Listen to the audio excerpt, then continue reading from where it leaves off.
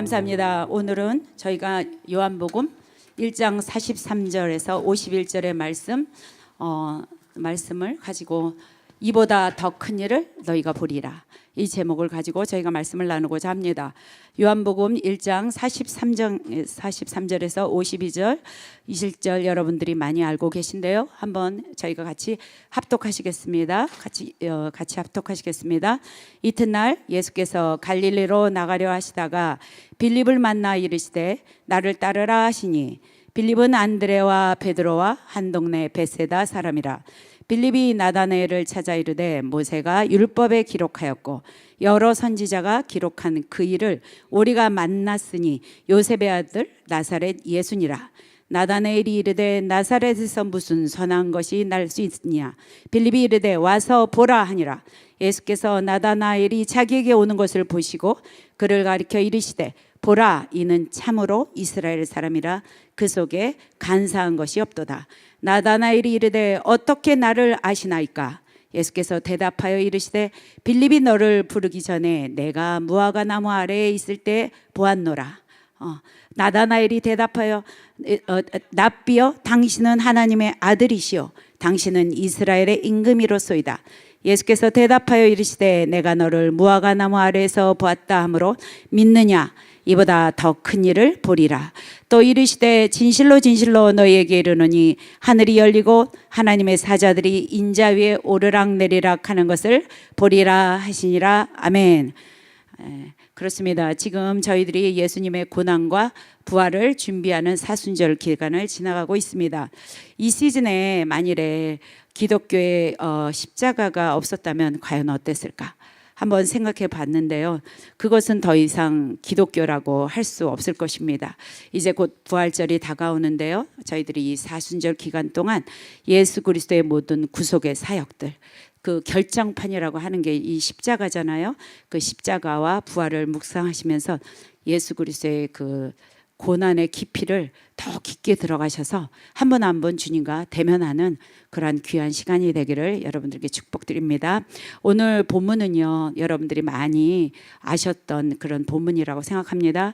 초창기에 예수님께서 제자들을, 공생의 사역을 시작하시면서 제자들을 부르시는 장면입니다. 그런데 우리가 알고 있는 12제자 중에 앞에 초창기의 멤버, 가장 먼저 부르신 제자의 6명 중에 오늘 읽은 본문에는 5명의 제자가 등장합니다. 안드레, 요한, 그리고 베드로, 빌립, 그리고 나다나엘, 여기까지가 초창기 멤버 6명 중에 야고보만 빼고 그 5명의 초창기의 멤버를 소개하고 있습니다.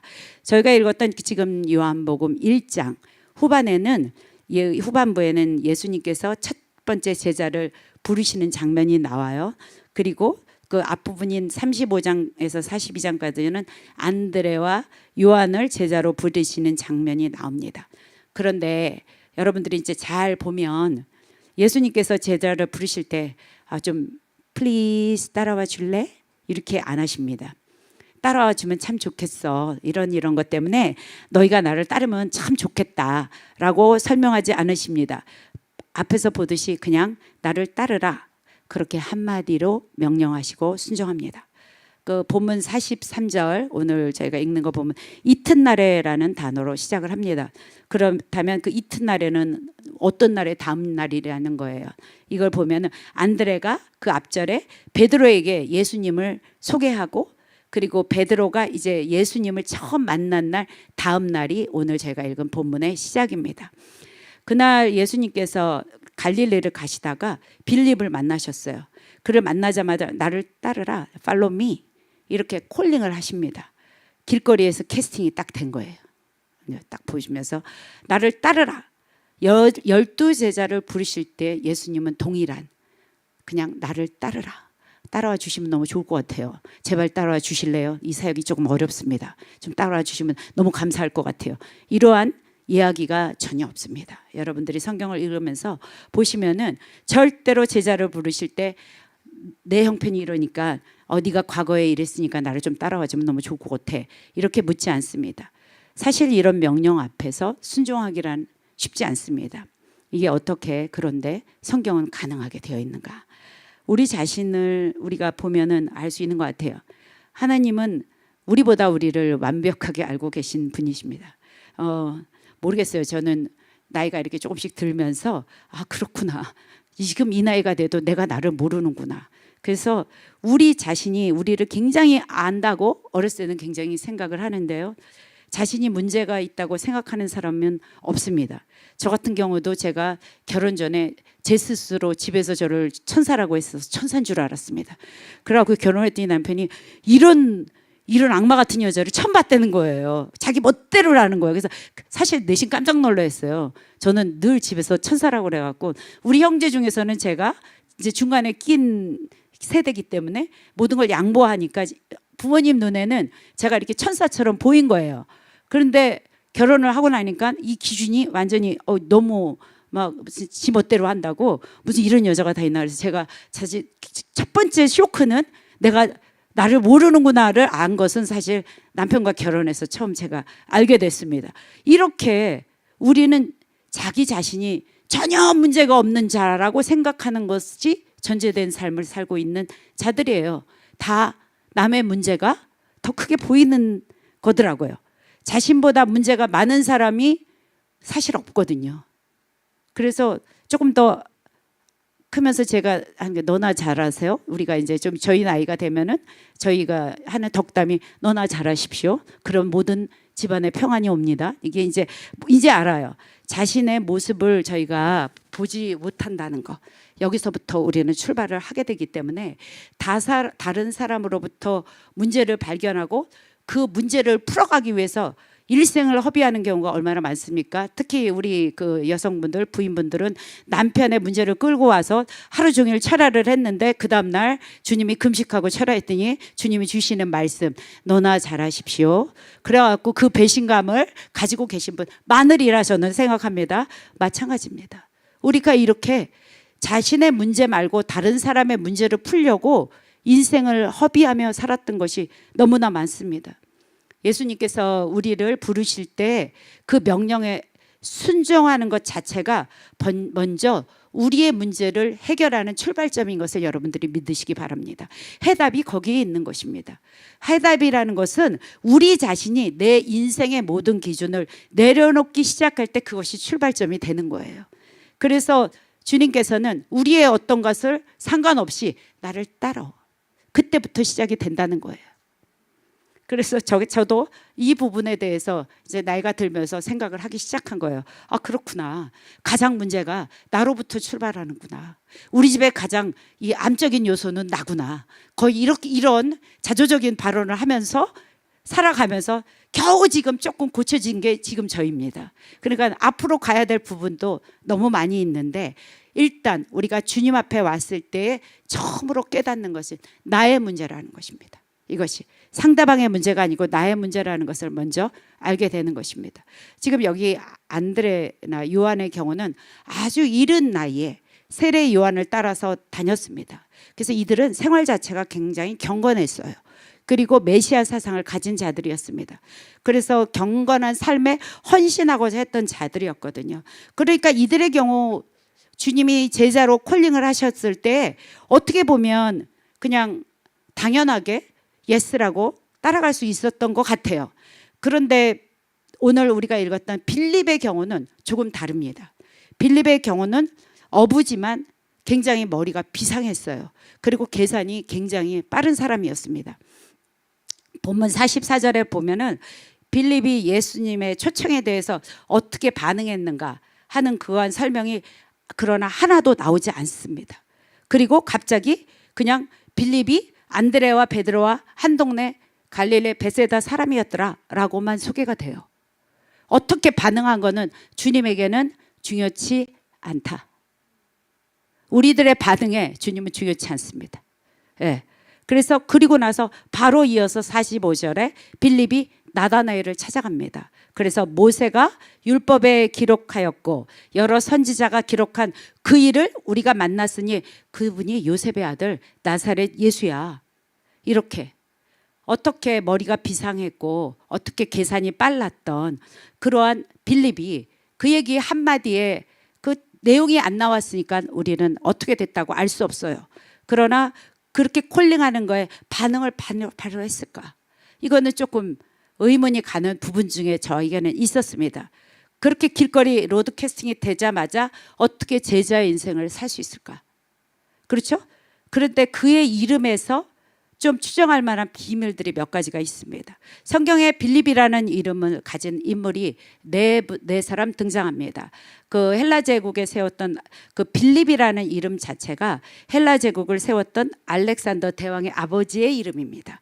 그래서 역사적으로 이 부친의 이름은 필리포스 2세였는데요. 이 빌립이라는 이름은 홀스, 말을 사랑하는 사람이라는 뜻을 가지고 있습니다. 실제로 빌립 2세, 그러니까 알렉산더의 아버지가 헤로타이라는 그 엘리트의 기병대를 가지고 만든 사람이에요. 왜냐하면은 그가 중앙아시아 쪽에는 워낙에 기마민족이잖아요. 중앙아시아 쪽은 워낙에 기마민족이니까 거기는 말을 잘 탔어요. 그래서 전쟁에 늘 이기는 거를 본 거예요. 그래서 기병대를 굉장히 많이 사용해서 전쟁에 나가서 많이 승리를 했거든요. 근데 유럽에서는 그때 당시에 기병대라는 거는 그냥 연락병 정도, 기말마로 해서 연락하는 그러한 정도로 기마민족이 아니었기 때문에 그런 수준에 불과했다고요, 말을. 그런데 빌립 2세가 유럽의 최초의 기병대, 그래서 어떤 기병대냐, 돌격 기병대를 만듭니다. 그래서 전쟁에 가장 중추적인 역할을 하는 그러한 기병대를 만들어서 결국은 그 땅을 확보하는, 전쟁에 승리하는 그러한 왕이었어요. 그러니까 빌립 2세가 전쟁 수행 미션을 하는 기병대를 통해서 그 아들 알렉산더가 큰 성과를 거둘 수밖에 없었습니다. 그래서 이 엄청난 업적을 남긴 알렉산더 대왕도 대단하지만 더 대단한 것은 그를 기른 아버지가 얼마나 대단하느냐.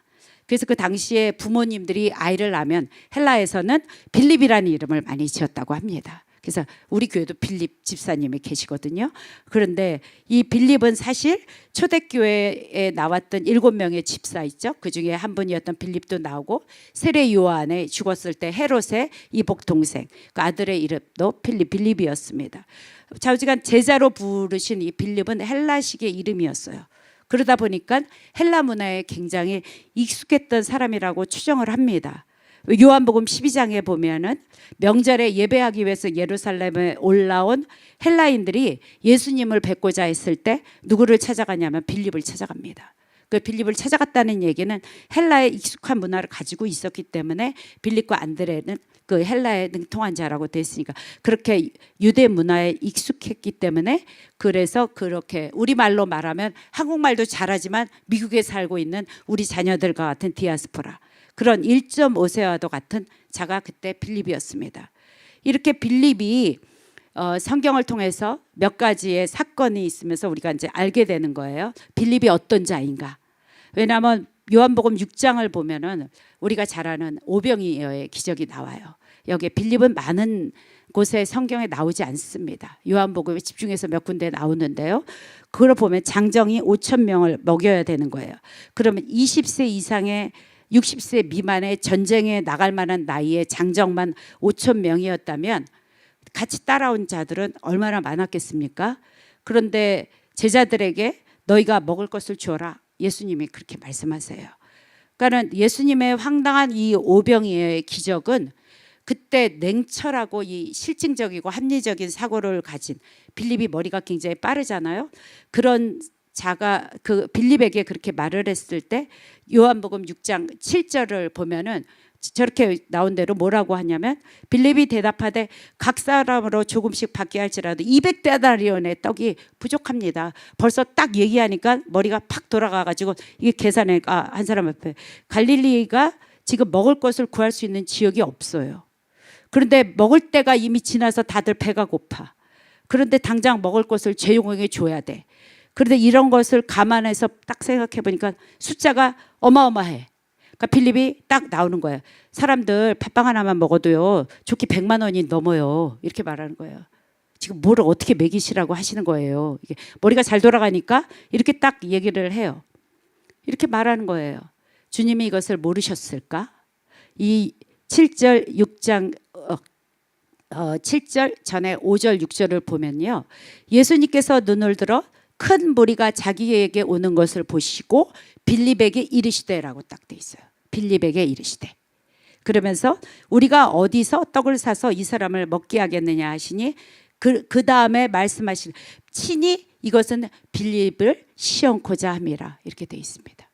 그것을 저희가 이뤄 봐서 빌립의 성정 자체가 계산도 빠르고 냉철하고 분석도 잘하고 이런 자였다는 거예요. 예수님께서 어디에서 먹을 것을 구할 수 없음을 아셨습니다. 아시면서 빌립에게 물으신 이유는 무엇입니까? 시험코자 하기 위해서라고 되어 있습니다. 예수님은 빌립에게 어떠한 해결책을 듣고자 하신 게 아닙니다. 저희가 여러분 알고 지나가셔야 될 해결책을 주려고 그렇게 하신 것이 아니라 예수님께서 이미 그 문제의 해결책을 가지고 계셨습니다. 우리는 오병이어의 기적을 봤기 때문에 알지만 예수님께서는 이미 해결책을 가지셨고 있기 때문에 이러한 상황에서 빌립을 가르치기 위해서 빌립에게 말을 하십니다. 그럼에도 빌립은 계산을 합니다. 본인의 계산을 합니다. 당시 빌립은 세상 물정에 환하게 있잖아요. 그런데 영을 이해하는 그러한 아직 그 부분은 초보 단계에 이르렀기 때문에 그 단계를 벗어나지 못하는 거예요. 그 제자로 있으면서도. 그러니까 믿음은 바라는 것들의 실상이어 보지 못하는 것의 증거다. 이렇게 했는데도 빌립은 육으로 계속 눈으로 보면서 영의 눈으로 예수 그리스도를 바라보지 못하고 있는 상태에 있다는 겁니다. 그렇기 때문에 주님이 빌립을 시험코자 묻습니다. 또 한 가지의 그 사건이 또 나오는 것이 또 있습니다. 빌립이 몇 가지 에피소드 중에 이제 예수님의 제자가 된 3년 세월이 흘렀어요. 그래서 예수님이 유월절 만찬을 이제 들으면서 내가 너를 위해서 거처를 예비하러 나는 간다. 이렇게 말씀하십니다. 자신이 이제 곧 죽음이 가까이 왔어를 알린 거예요. 만찬 때. 이제 내가 아버지께로 가게 되었다. 너희들도 내가 있는 곳으로 이제 오게 될 거야. 그런데 아버지께로 가는 유일한 길은 나로부터 갈 수밖에 없어. 이런 말씀을 하시잖아요. 예수님으로는 상당한 힌트가 이 안에 많이 들어가 있었거든요. 그런데 빌립이 답답해. 저건 뭔 말이요? 또 저것은 뭔 말을 저렇게 하시나? 답답해. 요한복음 14장 8절에 빌립이 이르되 주여 아버지를 우리에게 보여주십시오. 그러면 족하겠나이다. 못 봐. 3년 따라다녔는데 못 봐. 답답해. 빌립의 말은 강한 종교적인 갈망이 들어있는데 영적인 감정이 못 봐. 물은 믿는 사람 치고 아버지 하나님을 보고 싶지 않은 그런 감정이 없죠. 우리 다 만나고 싶잖아요. 온 인류의 종교적인 갈망을 대신해서 이 질문을 주님 앞에 묻는 거예요. 보여주십시오. 나는 보고 그러면 내가 족하겠습니다. 이런 거야. 답답해. 그러니까 주님께서 이 질문에 대해서 뜻밖의 말씀을 하십니다. 요한복음 14장 9절에 예수님께서 이르시되 빌립아 내가 이렇게 오래 너희가 함께 있을 때 내가 나를 알지 못하느냐? 내가 나를 알지 못하느냐? 그러면서 나를 본 자는 아버지를 보았거늘 어찌하여 아버지를 보이라고 하느냐? 이렇게 말씀을 하십니다. 성경에 일관적인 맥락된 것이 있습니다. 성경이 일관적으로 맥락된 그 맥락으로 가는 것이 있는데요. 하나님은 영이시다. 그리고 하나님을 자기의 눈으로 볼 자는 없다. 그리고 하나님을 자기 눈으로 보고 살아남을 자가 없다. 이건 유대인들이 너무 다 잘 알고 있는 거예요. 구약을 통해서. 우리가 아버지 하나님을 보게 되면 죄성으로 인해서 폭파되는 것을 알기 때문에. 그런데 빌립은 머리가 명석하잖아. 보면 알 것 같아. 보면 그냥 시종일관 그냥 아버지 내가 내 눈으로 속 시원히 한 번만 보여주세요. 그런 겁니다. 빌립이 주장하는 거 보면은 굉장히 이성적이죠. 굉장히 실증적이고 합리적입니다. 그런 거 알 수 있어요. 이처럼 인간적인 생각과 부정적인 그리고 비관적인 사고를 하는 빌립을 하나님은 결국은 변화를 시켜 놓으셨다는 거예요. 예수님이 빌립의 생각의 그 미로에서 빌립을 빠져나올 수 있도록 도와주십니다. 예수님께서 마지막으로 이렇게 계속 3년의 갈등을 있으면서도 계속적으로 답답해. 안 보여서 답답해. 알기는 아는데. 그러한 빌립을 마지막에 순종을 통해서 언제? 오순절에 마가의 다락방에 기도했을 때 중요한 포인트. 마가의 다락방에 내가 올 때까지 너희들은 기도해라. 그랬을 때 했던 것이 무엇입니까? 그곳에서 기도했다는 거예요. 포인트가 여기에 있습니다. 예. 그래서 답답해 죽겠지만 가서 기도했어요.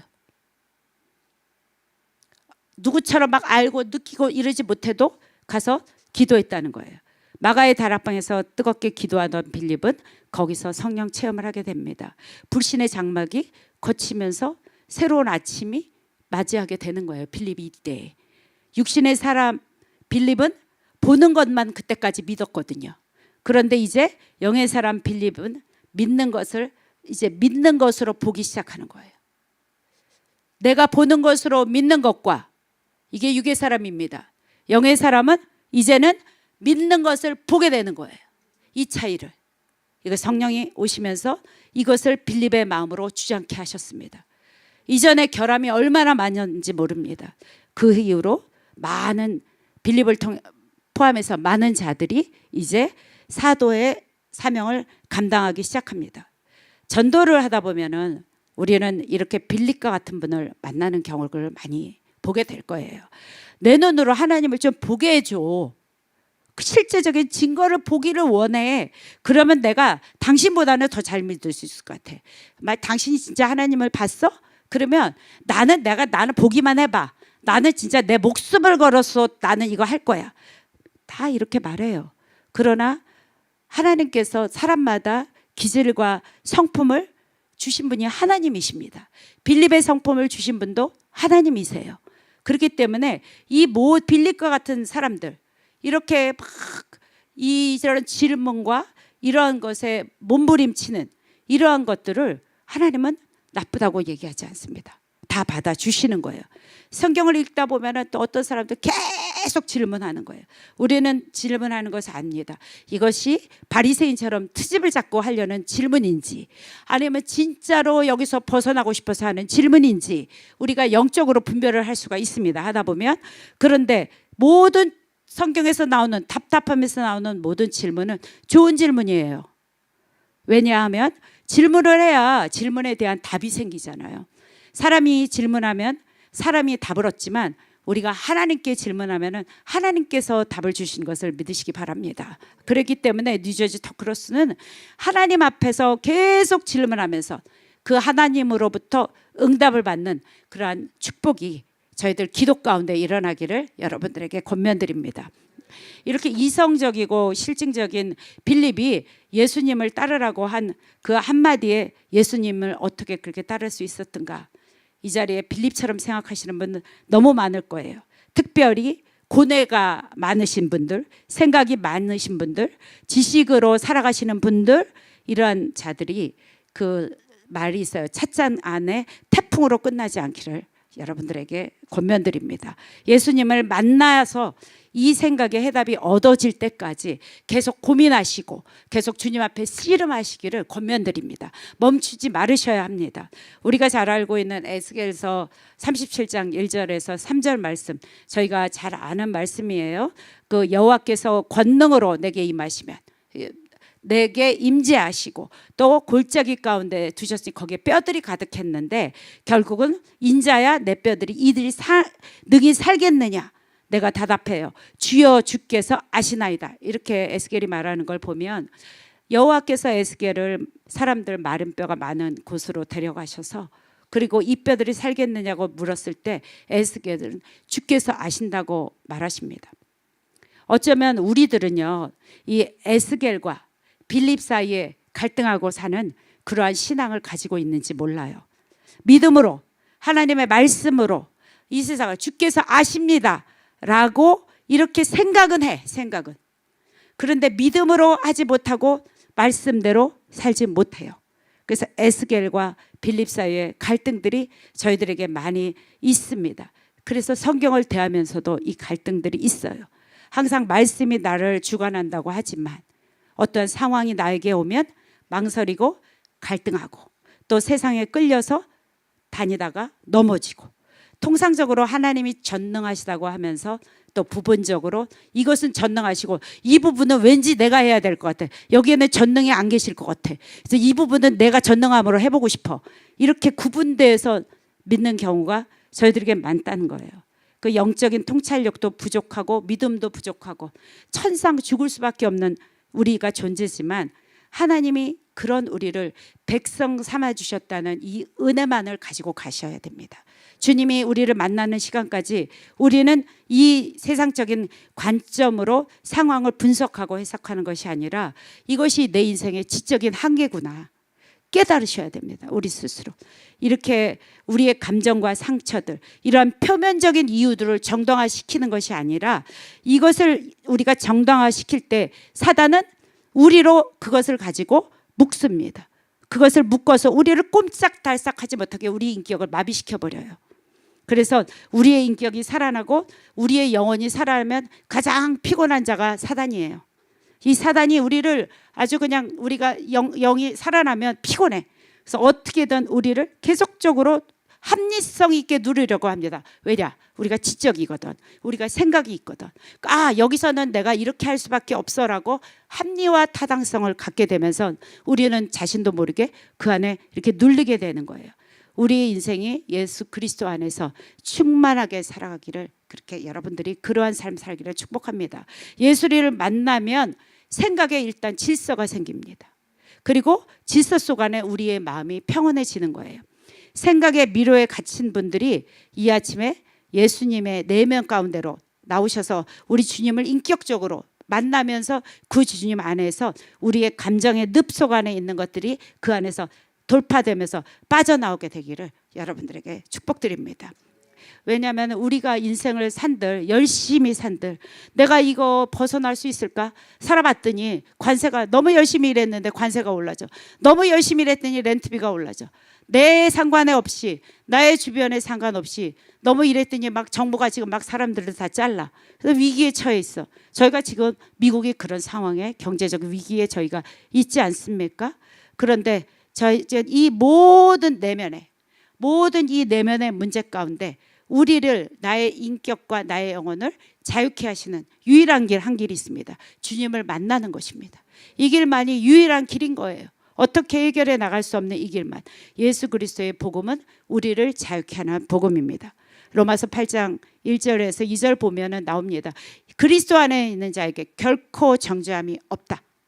이는 그리스도 예수 안에 있는 생명의 성령의 법이, 이 성령의 법이 죄와 사망의 법에서 너를 해방하였다, 이렇게 했습니다. 어떻게 하셨다고? 해방하셨다는 거예요. 우리를 자유케 해주시는 것은 복음입니다. 우리의 상황도 아닙니다. 우리의 어떠함도 아니에요. 그래서 우리가 절망에 눌려있고 우울에 눌려있고 이러한 모든 것들은 복음 안에서만 돌파가 일어난다는 거 여러분 기억하시고 계속적으로 그 복음의 돌파를 이루어내시기를 바랍니다. 44절 45절 계속 이어나가는데요. 빌립은 안드레와 베드로와 한 동네 베세다 사람이라. 빌립이 나다나엘을 찾아갑니다. 그래서 모세의 율법에 기록하고 여러 선지자가 기록한 글을 내가 만났어. 요셉의 아들 나사렛 예수야. 모세가 기록했고 선지자들이 기록했던 바로 그 예수 그리스도를 만났다고 자기 친구인 나다나엘에게 말합니다. 그분이 나사렛 출신이 예수님이라고 친구 나다나엘에게 가서 말하니까 그의 믿음이 이렇게 딱 말하니까 나다나엘이 이거를 딱 듣고 나니까, 나다나엘은 너무 잘 알아. 그때 당시에 나사렛 그 지역은 30가정씩밖에 안 살아요. 그러니까 누구네 집 밥숟가락에 몇 개인 줄 다 알아. 아, 여기 어떻게 메시아가 나와? 어느 집 아들이야? 어느 집? 내가 다 아는데 그 안에 나올 수가 없어. 그러니까 우리가 너무 잘 아는 게 말씀이 나오지 않습니다. 이 촌동네에서 어떻게 구약에 예고된 그 메시아가 나오냐? 말도 안 돼. 그러면서 거기 나사렛에서 무슨 선한 게 나와? 이렇게 친구한테 말하는 거예요. 본인의 생각하고는 있을 수가 없는 거잖아요. 그렇게 그때 당시에 그 나사렛은 그렇게 작은 마을이었습니다. 자, 이게 여기서 보면은 그러면서 참 그 자기의 상상의 자조적인 발언, 여기서 무슨 선한 것이 나올 게 있어. 이렇게 말을 하는 거예요. 자기 나름대로 지금 나다나엘은 열심히 기도하고 그 시대에 답을 찾고 있었던 중이거든요. 나다나엘은 여러분들이 읽어보면 아시겠지만 경건한 자였습니다. 하나님 앞에서 고민하고 몸부림치고 씨름했는데 그 나다나엘은 그냥 나사렛 그 청동네에서 그냥 주님이 오시는 메시아를 기다리는 자였어요. 그런데 보이는 게 없어. 그런데 와가지고 나사렛에서 그 예수가 그분이래. 그러니까 얼마나 냉소적일 수밖에 없었겠습니까? 그 신앙의 위인들 중에 18세기 교회 지도자 중에 조지 피필드라는 분이 계시다고 합니다. 그분은 그 기독교 역사를 잘 아는 존 웨슬리, 그리고 조나단 에드워즈, 그 시대에 같이 있었던 그러한 신앙의 교회 지도자였는데요. 이분이 미국의 영국의 복음적인 그 부부 운동하고 미국의 대각성 운동 주역은 그 위대한 부흥가였습니다. 그런데 그가 젊은 시절을 이렇게 고백하고 있어요. 자신이 20대 초반에 영국 국교도 그 교도였는데 사순절이 되면 딱딱한 빵 한 조각과 쓴 차를 마시고 그리고 바깥에 나가서 엎드려서 하나님한테 기도하는 경건의 노력을 다 했어요. 이 조지 필드가 다 했는데 이러한 노력에도 예수님께서 자신의 죄를 사해 주셨다. 그 죄사함에 영적 그 기쁨과 해방을 못 누리는 거예요. 알겠는데 못 누려. 기도를 했는데 그것을 누리지를 못하는 거예요. 그래서 종교적인 열심이 있거든요. 열심이 있는데 그게 누려지지 않아, 자기는. 그런데 개인적으로 병이 들었습니다. 그래서 고향으로 돌아와서 쉬게 돼요. 그래서 이제 시간이 있으니까 에베소서를 집에서 읽게 됩니다. 에베소서 1장과 2장의 복음에 대한 설명을 쭉 읽는데 죄와 사망의 권세에 눌려있던 자신을 건져내셨던 그분이 하나님이시구나, 그분이 나를 자녀 삼아 주셨구나 라고 그 성경 가운데서 주님을 만납니다. 이 복음을 깨닫게 되는 거예요. 이때 자신의 영적인 체험을 뭐라고 고백하냐면 이분이 안 믿었던 게 아닙니다. 믿었어요. 그리고 그렇게 종교적인 생활을 했다는 거예요. 그런데 이 복음을 깨닫고 난 다음에 그 조지 필드가 고백한 게 예수 그리스도께서 내 영혼을 지옥의 밑바닥으로부터 건져내서 저 천상의 하나님의 보좌까지 끌어올려 주시는 놀라운 체험을 했다라고 고백합니다. 할렐루야. 이런 체험이 저희들 저 밑바닥, 지옥의 밑바닥, 죽을 수밖에 없는 지옥의 밑바닥에서 나를 주님이 계신 천상의 보좌 위로 나를 끌어올려 주시는 그러한 체험들, 이러한 것들이 우리의 삶 가운데 고백이 되기를 원합니다. 예. 종교적인 노력으로는 우리의 영혼은 결코 자유함을 얻을 수 없습니다. 더 우리를 그 종교적인 것들이 우리를 더 옥죄으면서 우리들에게 무엇을 주느냐? 냉담함을 줘요. 내가 이렇게 주님을 머리로 알아서 이렇게 와서 기도하고 진짜 사순절에 빵 조각 먹고 금식하면서 기도했는데 나는 내 밑바닥에 영원히 왜 천상의 보좌 위로 올라가는 이 체험을 할 수 없을까? 본인이 알고 있는 이 갭들로 인해서 저희들은 이 공간을 꼭 가게 됩니다. 누구나 이 공간을 지나가게 됩니다. 뉴저지 더크로스가 복음의 엔진 달기를 원합니다. 성령의 바람을 타고 하나님의 그 은혜의 창공을 비상하는, 그래서 영혼의 자유함을, 그러한 신앙을 누리는 교회 되기를 선포합니다. 예. 빌립과 같은 이렇게 합리적인 실증주의자도요, 예수님을 만나야 변화가 되는 것입니다. 나다나엘과 같은 종교성을 가진 열성자도 예수님을 인격적으로 만나야지만 변화가 되는 것입니다. 네, 그렇게 유명한 부흥가도 20대 초반에 그 열심을 냈지만 결국은 복음의 그 주님을 만났을 때에 그 체험을 하게 되는 것입니다. 그래서 우리는 그 사이에 갈등하시는 분들이 계실 것이고, 그분을 만난 분도 계실 것이고, 그분 안에 더 깊이 들어가는 분도 계실 것이고, 교회 안에는 많은 분들이 있지만 이것이 모든 것들은 그 주님을 만났을 때부터 시작된다는 것이 여러분들 아시기 바랍니다. 그리고 이 여정을 저희들은 누구나 걸어가야 됩니다. 예, 빌립이 말한 것이 그리고 나서 정답인 거예요. 나다나엘이 너무나 잘 알고 있던 그곳에 선한 것이 나올 수 없는 거 누구도 알았을까요? 빌립도 알았는데 빌립이 나다나엘이 막 어떻게 선한 게 날 수 있어? 막 이러니까 자신을 전도하는 빌립에게 막 이렇게 단호하게 말하니까 딱 한마디 합니다. 이것이 오늘의 포인트입니다. Come and see. 와서 봐. 나다나엘이 단호하게 막 항변하는 빌립에게, 빌립은 자신은 이거를 경험하고 지식이 없어서 설명해 줄 방법이 없어. 그런데 뭔지 몰라도 전해야 돼. 그 전하니까 할 수 있는 게 막 트집 잡고 막 이러니까 와봐. 와서 봐라. 이러는 거예요. 그분을 만나면 너는 일단 알게 될 거야. 그렇게 얘기하는 거예요. 이것은 빌립 자신이 예수님을 만나고 나니까 뭐라 말할 수 없어. 그런데 실증주의자였던 자신도 몰라. 왠지 변화된 것 같아. 그리고 지금까지 종교적으로 고민이 많았던 그 엄청나게 내 친구도 지금 고민을 많이 하고 있는데 너도 예수님을 만나면 그분이시라면 뭔가를 할 것 같아. 뭔지 몰라. 이런 확신이 있는 거예요. 뭔지 모르는데 그분이 하시면 할 것 같아. 어찌됐건 예수님을 만난 사람들은 다 복음을 전하게 돼 있습니다. 예수님을 만나고 있는데 가만히 있을 수는 없어요. 그것이 열매입니다. 결과입니다. 자신들이 친한 사람, 뭐 예를 들어 안드레도 베드로를 찾아가서 메시아를 만났다고 난리를 친 거예요. 그리고 나서 그 다음날 베드로를 예수님 앞으로 데려가지 않습니까? 오늘 동일하게 빌립도 나다나엘을 찾아가서 뭔지 몰라. 근데 우리가 예수님을 만났다고 얘기하면서 이렇게 소개합니다. 성격이 소심한 그러한 자나 성격이 터프한 자나 모든 자들 다 공통점은 이분을 만나면 예수님을 소개한다는 거예요. 내가 입이 어눌해서 나는 예수님을 소개할 수 없어. 그거는 예수님을 소개하는 게 예수님 못 만난 거예요. 예.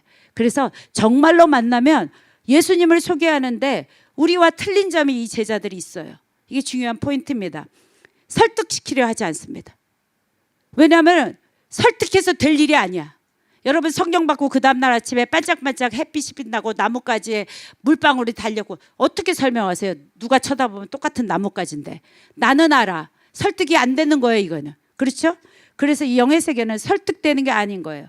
그러니까는 자신이 만난 예수님을 소개할 때 설득시키지 않습니다. 그냥 뭐라? 와 봐라. 2번씩 등장합니다. 이렇게 왜 전도할까요? 이들 가운데 뭐가 있기 때문에, 확신이 있기 때문에 이렇게 와 봐. 이 말에는 확신이 들어있는 거예요. 예수께로 가면 그분이 알아서 하실 거야. 이게 믿음입니다. 이분을 데리고 오면 그분이 알아서 하실 거야. 이런 걸. 이게 우리하고 틀린 점이라는 거야. 예수님이 뭐냐? 예수님이 그때처럼 살아계시면 문제가 없어. 와서 데려다가 여기 계셔. 그럼 여기 데려다가 이제 여기 데려다 오면 그 다음에 문제는 예수님이 하시면 되는데 그러면 상관이 없어. 그런데 지금 세상에 예수님이 여기 계시나요? 계시면 여기까지만 오면 되는데 안 계셔. 근데 사실은 주님이 살아 계신 거예요. 지금 예배 가운데 여기 계신 거예요. 그런데 교회가 능력을 잊어버렸어. 그리고 오늘날 교회는 할 수 있어. 와 come. 근데 뭐가 안 돼? 봐라가 안 돼. 봐라가. 뭘 봐? 봐라. 이게 주님이 살아계신 걸 보여줘야 되거든. 와라만 되는 거. 와라만. 와 봐라가 안 돼. 그러니까 와서 봐라. 이거는 안 되는 거야. 와라는 되는데. 그러니까 보여줄 게 없어. 살아계신 그 가시적인 주님을 만나게 할 재주가 없어요. 재주가. 교회가. 그러니까 뭐가 없어요. 보라가 안 돼. 보라. 와 보라가 안 돼. 왔어. 보여줘야 될 거 아니야. 그 시대랑 달라. 이를 어떻게 하면 좋아. 그렇죠? 그러니까 뭘 보여줘? 보기를 보여줘야 되니까 프로그램을 보여줘. 프로그램을 보여줘. 에어컨이 잘 된 걸 보여줘. 애기들 수업이 좋은 걸 보여줘. 보여줘야 돼. 와 봐라니까. 그렇죠? 이것이 지금 현대의 교회의 실정이라는 거예요. 에베소서 1장 23절이 교회를 정의할 때 뭐라고 되어 있냐면 예수 그리스도는 교회의 머리고 교회는 그의 몸이라고 되어 있습니다. 이 말씀은 교회는 살아계신 주님을 가시적으로 보여줄 수 있어야 된다는 거예요. 보여줄 수 있어야 돼요. 그분이 머리고 우리가 몸이기 때문에 그분을 보여줄 수 있어야 되는 거예요.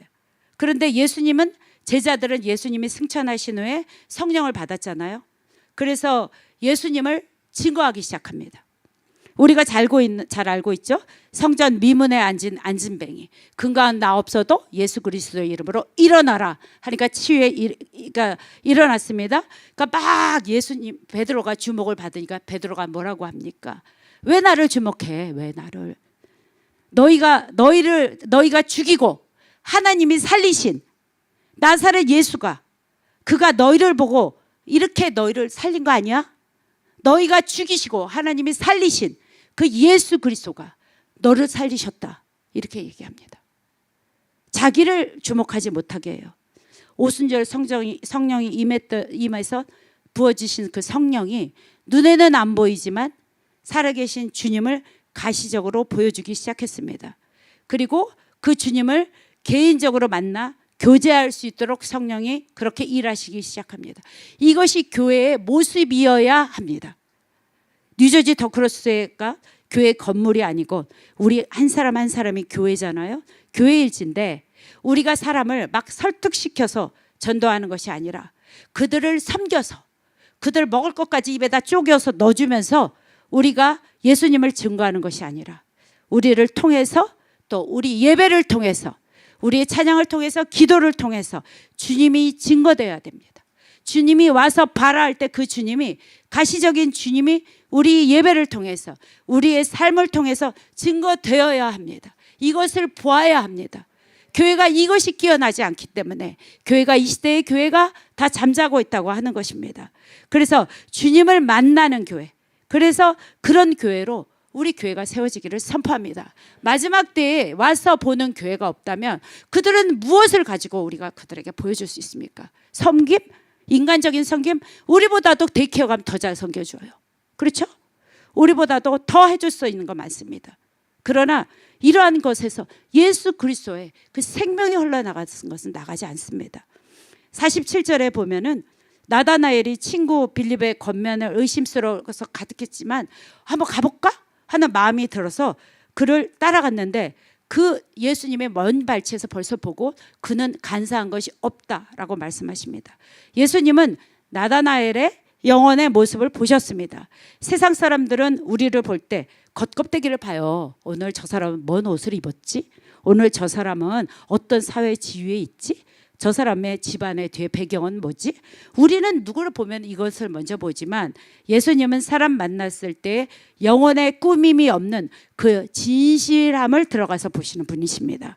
그래서 예수님 앞에서는 우리는 늘 벌거벗어 있는 느낌인 거예요. 늘. 현재의 모습을 보고 계시는 것이 아닙니다. 지금의 형편없이 처져 있고, 지금의 형편, 늘 기도원처럼 두려워서, 미디안의 군대가 두려워서 타작마다 숨어서 그 타작을 하고 있는 그러한 우리의 모습일지라도 주님은 그러한 모습을 보고 계신 것이 아니라 누구를 보실 때 그들의 미래를 보시고 이들을 부르시는 거예요. 그래서 너는 기도원을 보고 너는 용사야, 지금 이렇게 떨고 있는데 너는 용사야, 너는 이러한 자야 라고 부르시는 것은 날 모르셔서 그래. 아닙니다. 우리의 미래를 보고 계시기 때문에, 그분의 미래 때문에 우리를 알 수 있는 것입니다. 저 사람이 나를 어떻게 변하시니까, 저자가 앞으로 어떠한 삶을 변화시켜서 그 삶을 이뤄낼 것인가, 주님이 이것을 보았기 때문에 베드로를 처음 봤을 때에 너는 개바라, 반석이라 하시는 거예요. 베드로가 그때 당시에 개바였고 반석이었습니까? 아니에요. 저희들이 압니다. 그러나 주님은 그의 미래를 보고 그를 불려주시는 거예요. 우리가 아는 베드로는 변덕이 심한 자예요. 시시때때로 변하는 자입니다. 그러나 결국은 나중에 반석과 같은 베드로가, 주님이 그를 보셨기 때문에 그를 부르시고 그를 그 자리에 세우신 것입니다. 우리의 한 사람 한 사람, 하나님 세상에 바꿀 자들을 지금 오늘 예배 가운데, 제작 가운데 주님 모으신 것처럼 이 시간, 이 마지막 때에 한 사람 한 사람 하나님이 주신 그 미래를 보시고 하나님이 여기에 더크로처치에 여러분, 우리 박호정 목사님 말씀만 캐스되어 오신 것으로 저는 믿습니다. 이렇게 예수님께서 깊은 통찰력으로 자신을 보시고 다 안다고 했을 때 나다나엘은 얼마나 기뻤겠습니까? 본인이 조금 전에 빌립하고 얘기할 때 삐딱선 탔잖아요. 나사렛에서 뭐가 선한 게 나와. 벌써 우리 같아도 그런 소리 할 수밖에 없어요. 그런 선입관이 들 수밖에 없는데 예수님을 겉으로 판단하고 이런 천동도에 뭐가 있어 하고 소망 없이 좌절의 목소리를 바로 말했는데 주님이 너는 간사함이 없어. 그러니까 얼마나 놀랬겠어요. 그러니까 어떻게 나를 아시나요? 어떻게 나를 아시나요? 이 말이 얼마나 두렵고 감격이고 떨리겠습니까? 우리가 이렇게 기도하러 나왔는데 주님이 기도 가운데 내가 너를 알아. 너는 간사하지 않아. 이 마디 한마디 하면 아마 오늘 점심 안 드시고 여기서 그냥 시종일관 펑펑 울다가 주님하고 교제하고 돌아가실 거예요. 그럴 정도로 주님이 나를 알고 계신다는 이 확증이 우리 안에 없기 때문에 내가 기도를 하면서 기도에 답이 없으면 나의 기도를 안 들어주시는 거 아니야? 하면서 그 다음에 우리가 보는 게 뭐니까 내가 죄를 져서 그래. 내가 이래서 우리가 이렇게 자신을 자꾸 정죄함으로 가지고 들어가는 거예요. 그래서 이 오늘 나다나엘의 이 말씀을 들었을 때 나다나엘이 얼마나 기뻐했을까. 빌립아 너를 부르기 전에 내가 무화과 나무에 있을 때 너를 봤어. 더 놀라운 말씀이 나다나엘의 영혼을 울려버립니다. 이 한마디가 나다나엘의 인생을 하나님 앞에 올인할 수 있도록 하는 것입니다. 우리 각 사람에게 이런 주님이 찾아오기를 기대합니다. 이런 주님이 만나는 날을 소망하시면서 계속 기도의 자리로 여러분들이 나가시기를 원합니다. 영혼의 울림의 소리가 우리를 다시는 제자의 삶에서 우리를 변화시키지 않습니다. 돌아가지 않습니다. 나다나엘은 자신이 기도하던 영적인 대상자가 눈앞에 나타났다는 감격이 돼요. 나다나엘의 이름의 뜻은 하나님의 선물입니다. 아주 어려서부터 경건한 집안에서 그렇게 자라났던 나다나엘, 고민하는 인생을 살아왔어요. 주님이 나를 만나주셔서 내가 이렇게 기도하고 있는 이 총구석에서 기도하고 있는 나를 주님은 알으시는 거야 모르시는 거야. 메시아는 오시는 거야 안 오시는 거야. 점점 우리는 핍박받고 있는 이러한 나라 속에 살고 있는데 이러한 영적인 어떻게 보면 침체 가운데 있었던 나다나엘. 그러나 주님은 그런 것에 개의치 않으시고 아버지의 때에 이들을 부르십니다.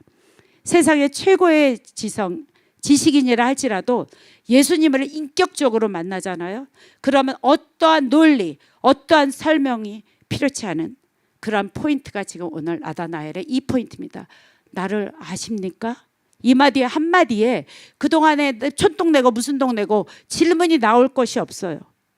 수가성 여인도 예수님을 만나고 또 여리고의 세리장 삭개오도 예수님을 만나고 사내들인 그 공회에 니고데모도 예수님을 만나서 그들이 변화됐습니다. 예수님을 만났는데 변화되지 않는 인생은 없습니다. 오늘도 비슷한 상황입니다. 교회가 세상에 많은 비난을 받는 시대에 저희들이 살아가고 있습니다. 이 시대를 살아가는 이들에게 영혼 안에 갈급함이 있어요. 종국의 예수님의 승리를 우리가 압니다. 그러나 내 인생에 풀어지지 않는 문제들이 있어요. 해답이 없을 것 같은 나라들이 지금 계속적으로 우리 앞에 펼쳐지고 있습니다. 하나님이 이 모든 것들을 이뤄서 연합하여 승리로 이끌어 가실 것을 알지만 우리는 더 나아가서 하나님이 어떻게 이것을 이끌어 가실까라는 궁금한 것들, 그래서 속 시원하게 하나님께 응답하고 싶은 마음들이 우리 안에 있습니다. 그런데 우리 마음 같은 가운데 나다나엘과 같은 이야기를 하는 자들이 있는 거예요. 내 코가 석잔데 무슨 선한 것이 교회에서 나와. 내가 나와서 기도해 봤어. 내가 대한민국 위해서 기도했는데 탄핵됐잖아. 이거 뭐 나오는 얘기 아닙니까? 이러한 것들. 그러니까 내가 다 해봤어. 내가 갈릴리 어담 내가 다 알아. 메시아 꿈꾸는 거 다 아는데 성경에 그 나사렛에서 나온다고 안 했잖아. 거기에 다 알고 있는 거예요. 이러한 것들, 내 생명의 근원지에 치유되실 분은 예수님 한 분이십니다. 이럴 때일수록 하나님의 답을 알고 싶을 때일수록 우리는 계속적으로 기도의 자리로 들어오셔야 된다는 것입니다. 나다나엘은 간사함이 없었어요. 그래서 혼자서 묵상의 시간을 가졌고, 그러나 그런 고민하는 시간을 주님께서는 간사함이 없다고 그를 위로하십니다. 여러분들 가운데 인생에 고민이 있어서 개인적으로 풀리지 않은 숙제가 있어서, 또 열방이 이렇게 진동하고 있는데, 이런 자연재해가 있는데 예수님 이 안에 무엇을 하고 계신 겁니까? 예수님 쉬지 않고 일하신다고 했는데 주님 무엇을 하고 계십니까? 우리에게 이 마지막 때 무엇을 어떻게 하기를 원하십니까? 교회적으로 하나님 교회 부흥을 통해서 아버지 이루실 일이 있다고 하시는데 아버지 더크로스 처치의 교회를 어떠한 방향으로 주님이 이끌어 가십니까? 저희가 때로는 답답하고 인생에 아버지 우리가 답답함으로 주님 앞에 나갈 때가 있습니다. 그럴 때 우리가 1대1로 만나는 예수, 1대1로 주님을 대면하는 역사가 우리 안에 있을 때 우리는 인생의 새로운 역사를 쓰게 될 것입니다. 흔히 갈릴리의 촌동네에서 일어났던 그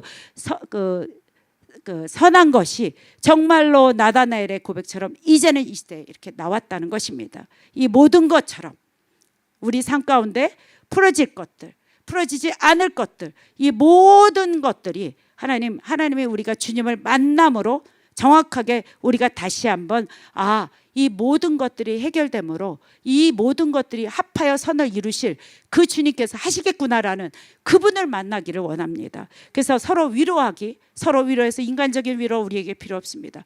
우리 교회가 단 한 가지 원합니다. 우리가 다 서로 힘들 때마다 서로 격려해 줍시다.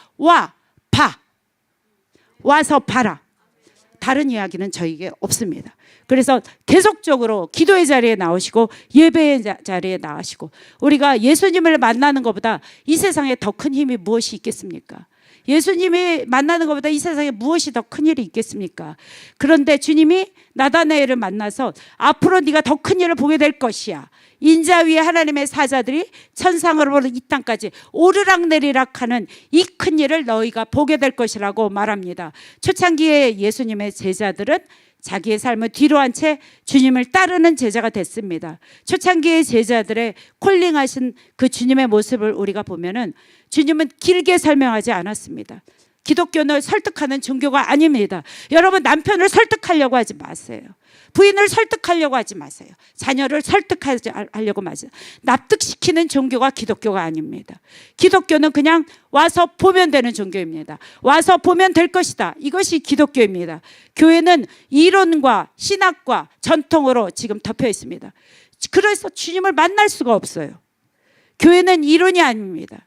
하나님 나라는 말에 있는 게 아닙니다. 하나님 나라는 보여주는 것입니다. 여러분의 삶으로 여러분들이 보여주시기를 권면합니다. 여러분의 삶으로 와서 보여주실 것을 저희들이 권면드립니다. 이제 말씀을 정리합니다. 예배팀 나와주시고요.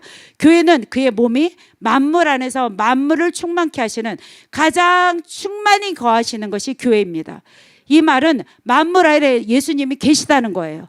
만물 안에 하나님이 계시다는 거예요. 안 계신 데가 없다는 거예요. 그러나 이 만물 가운데 특별히 채우시고 공급하시는 그 핵심적인 그 강력한 곳이 교회라는 것입니다. 그래서 주님은 교회를 통해서 만물을 채워나가기를 원하십니다. 그렇기 때문에 교회가 머리 되시는 분이 주님이신 것을 이제는 볼 줄 알아야 됩니다. 보여줄 줄 알아야 합니다. 그 당시에는 너무나 간단히 와 봐라. 사람을 데리고만 하면은 궁금함이 직접적으로 해결이 됐습니다. 치유가 직접적으로 오면은 예배 가운데 풀어졌습니다. 물어보면 됐고 주님이 알아서 다 하셨습니다. 오늘날의 문제, 부활하신 분인데 살아계셔야 되는데 죽었습니다. 이제 부활절이 되는데 부활하셨다고 하면서 주님은 부활절날 반짝하시고 돌아가십니다. 교회 안에 이런 분은 없습니다. 여러분들 교회 안에 성령의 능력이 연결되지 않으면 주님은 함께 하시지 않습니다. 성령의 능력으로 와서 볼 수 있는 그러한 교회가 되기를 원합니다. 우리 담임 목사님 말씀하신 것처럼 예배 가운데 치유가 일어나야 되고 예배 가운데 회복이 일어나야 되고 예배 가운데 성령의 역사들이 증거되는 그러한 교회가 와서 보는 교회입니다. 더크로스처치의 예배가 이러한 교회가 될 것을 우리가 믿음으로 결단하고 선포하며 나아가기를 원합니다. 우리 더크로스처치 가운데 예배 가운데 하나님의 보게 될지어다. 우리가 이렇게 한번 다시 한번 외치기 원합니다. 더크로스처치 안에 하나님을 보게 될지어다. 아멘. 예수 그리스도께서 하늘과 땅을 연결하시고 하나님의 사랑과 하나님과 사람을 연결하시는 그 유일한 길을 보여주신 것이 예수님이십니다. 예배를 통해서 우리가 예배를 통해서 그 주님 만나는 시간 되기 원합니다. 이 시간 이렇게 두 가지 제목을 가지고 기도하기 원하는데요. 먼저 첫 번째 제목입니다. 초창기의 제자들을 콜링하셨던 그 예수님, 온전히 우리의 삶에도 동일하게 주장해 주십시오. 오늘도 공중권세 잡은 그러한 자들 그 위에 하나님의 아들됨을 권세로 선포하는 저희들 되게 해주십시오. 그리하여 모든 영역 가운데 예수 그리스도의 이름으로 이것을 취해 주옵소서. 빌립과 나다나엘처럼 하나님 우리의 삶을 주님을 만남으로 기꺼이 드리는 그러한 제자 되게 해달라고 주여 한번 부르시며 기도하시겠습니다. 주여. 하나님 나라, 하나님 그렇습니다. 우리가 예수 그리스도를 선포하며 나아갑니다. 와서 살아계신 하나님, 성령의 하나님, 이 시간 운행하시는 살아계신 하나님을 만나고 바라볼 수 있는 저희들 되게 하여 주십시오. 하나님 그렇습니다. 제자들을 부르시고 이제 그들에게 성령을 부어주셔서 우리 힘이 아닌 아버지 하나님 예수 그리스도의 이름으로 우리가 이것을 이뤄내는 것을 아버지 하나님 제자들이 보여줬던 것처럼 초대교회의 제자들처럼 더크로스의 성도들 한 분 한 분이 삶 가운데 아버지 주님이 증거되는 삶을 살아가게 하여 주십시오. 주님을 직접적으로 만나는 저희들 되게 하여 주십시오. 하나님 우리가 하나님 그렇게 주님 앞에 기꺼이 우리의 삶을 내어드리는 제자의 삶을 살아가는 저희들 되기 원합니다. 이 시간 한 가지 더 기도하기 원하는 것은 사랑하는 대한민국과 또 미국을 위해서 기도하기 원합니다. 특별히 산불로 대통령의 탄핵으로 하나님 혼란 가운데 있는 대한민국을 긍휼히 여겨 주십시오. 국가적인 비상사태 가운데 주님 개혁하여 주십시오. 주님 나라를 위하여 분열하고 찢긴 마음들이 하나님 하나님의 뜻으로 하나 되게 하여 주십시오. 대한민국 땅에 공의와 정의가 흐르게 하여 주십시오. 그리고 또한 미국 새 정부가 출발하면서 강력한 미국을 되기 위해서 경제가 흔들리고 있습니다. 물가가 올라가고 있습니다. 관세가 높아지며 일자리가 줄어듭니다. 서민들의 어려움을 겪고 있습니다. 그러나 주님 애굽의 흉년 가운데 고센의 땅을 기억하게 하여 주십시오. 눈을 들어 살아계신 하나님을 바라보게 해주십시오. 상황에 묶여있는 것이 아니라 하나님 그 위에 하나님의 지혜를 바라보는 저희들 되게 해달라고 주여 한번 부르시고 기도하시면서 기도 마치신 후에 여러분들 자유롭게 교제하시기 바랍니다. 주여. 하나님 사랑하는 대한민국을 주님 손에 올려드립니다. 하나님 산불로 대통령의 탄핵으로 하나님 국민의 마음들이 분열되어 있습니다. 하나님 수속히 아버지 하나님 분열된 대한민국의 아버지의 정의와 공의로 이들을 아버지 하나님 주님께서 하나로 싸매 주십시오. 상처받은 사람들의 마음 가운데 아버지 하나님의 마음들이 흘러가기 원합니다. 아버지의 공의와 정의가 흘러가는 그러한 나라 되게 하여 주십시오. 아버지 미국 땅을 주님 손에 올려드립니다. 하나님 저희 더크로스 청성도들 가정 위에 아버지 하나님 이 경제적으로 풀어가지 못하는 모든 것들을 주님 함께하여 주십시오. 아버지 애굽의 고센 땅을 기억하게 하여 주십시오. 하나님 인도하여 주옵소서. 이 나라 가운데 아버지 하나님의 살아계심을 보여주옵소서. 경쟁을 넘어 기도와 예배로 부흥 꿈꾸리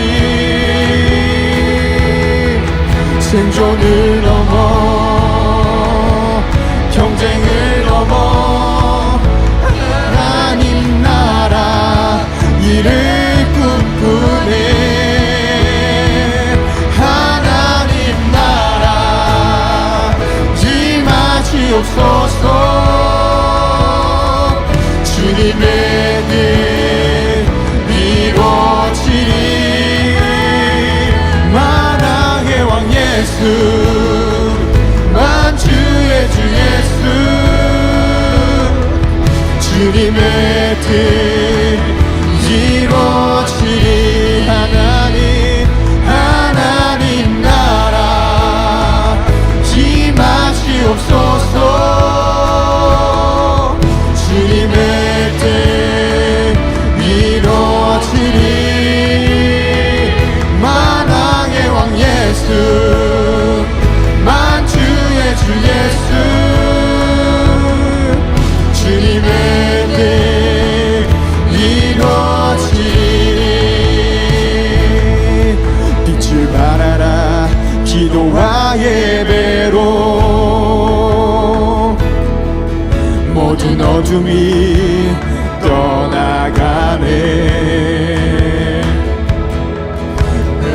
권세를 이고 승리하신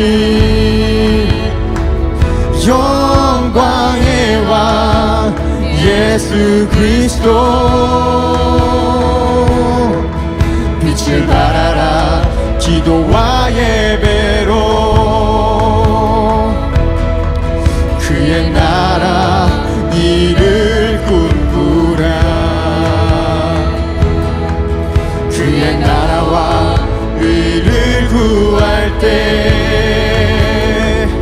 이 모든 것을 더하시리라 생존을 넘어 경쟁을 넘어 기도와 예배로 부흥 꿈꾸리 생존을 넘어 경쟁을 넘어 하나님 나라 이를 꿈꾸네 하나님 나라 임하시옵소서 주님의 뜻 이루어지리 만왕의 왕 예수 만주의 주 예수 주님의 뜻 이루어지리 하나님 나라 임하시옵소서 주님의 뜻 이루어지리 만왕의 왕 예수 만주의 주 예수 주님의 뜻 이루어지리 하나님 나라 임하시옵소서 주님의 뜻 이루어지리 만왕의 왕 예수 만주의 주 예수 주님의 뜻 이루어지리 만왕의 왕 예수 만주의 주 예수 주님의 뜻 이루어지리 만왕의 왕 예수 만주의 주 예수 주님의